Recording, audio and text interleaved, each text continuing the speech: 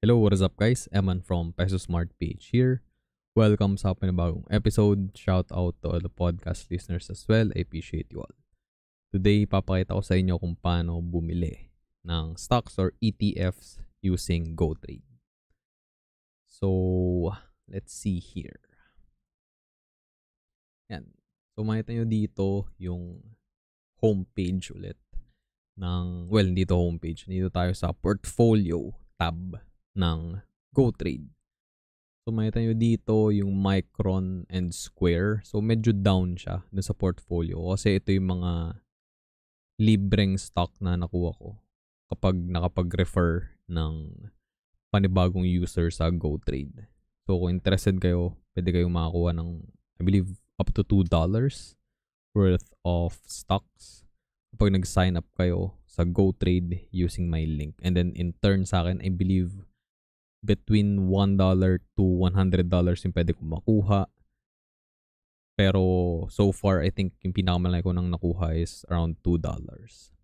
So kaya down siya kasi hindi ko siya binibenta or hindi ko siya ginagalaw. Then mainly yung binibili ko dito, hinohold ko, VOO, VT, VTV, and VUG. So ito, pinapakita ko lang dito yung Micron and yung Square. So yan, less than $1 yung equity. And down nga siya ng malaki. So, pagka bibili na tayo nitong stock, so, pwedeng i-tap mo na lang or pwede mong i-search yung VOO. Kasi, gusto ko yung Vanguard kasi mababa yung expense ratio. So, yan. Tap mo lang yung buy and then, in my case, $100 yung binibili ko.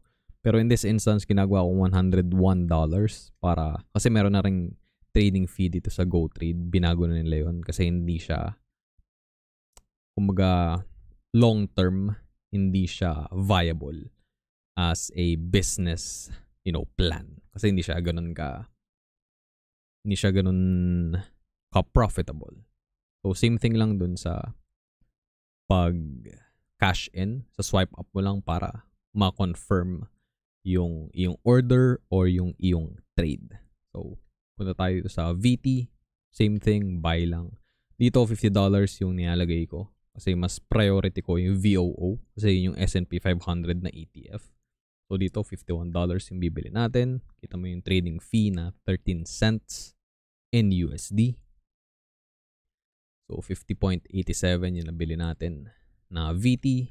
Same thing dito sa VTV. So ito yung value ETF. So $51. Same thing lang. And then lastly, dun tayo sa VUG, yung mga growth stocks.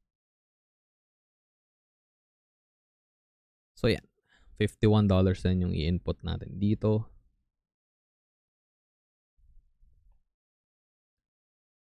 Yan. Actually, tapos na. Ganun lang siya kabilis. So, around 3:21 AM ko to ni-record kanina. And open yung US stock market that time. So, kapag for example, business hours ng Philippines, yung pagbabasihan mo, sarado yung US stock market ng ganong oras. So, kailangan mong magpuyat ng konti. Around 9:30 PM nag-open yung market sa US. So, 9:30 EST or EDT yung oras na yun. So, around 9:30 PM sa atin. And then, nagsastart siya around, I believe, 4 AM PHT Philippine time. So, ganoon lang siya kasimple. Sobrang dali lang.